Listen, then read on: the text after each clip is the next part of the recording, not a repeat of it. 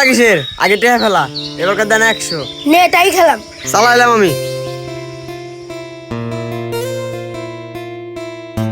দেশ, হ্যাঁ ভালো করে দেশ।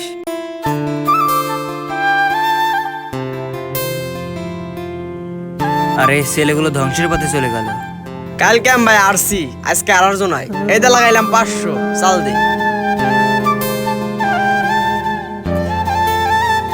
না, এখন আর পারা গেল না।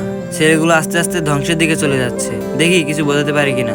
কিরে সাকিব, তোকে কিছুদিন যাবত দেখছি তুই নামাজে যাচ্ছিস না, আর তুই এখানে নামাজের সময় জুয়া খেলছিস কেন? তুই জানিস না জুয়া খেলা মহাপাপ? আরে তুই আমাকে জ্ঞান দিতে আসিস, তোর থেকে আমি কম বুঝি রে? আমার এমনি অনেক টাকা হায়ার আছে, যা তো এখান থেকে। ভাই শোন, তুই কি শুনিসনি মহানবী সাল্লাল্লাহু আলাইহি ওয়াসাল্লাম বলেছেন, মহান আল্লাহ তাআলা জুয়াখোরদের প্রচন্ড পরিমাণে ঘৃণা করেন। যারা জুয়া খেলে তাদেরকে সুদ ও ঘুষখোরদের সাথে জাহান্নামের আগুনে পোড়ানো হবে। এখনো সময় আছে, আল্লাহ তাআলার কাছে তওবা করে নে।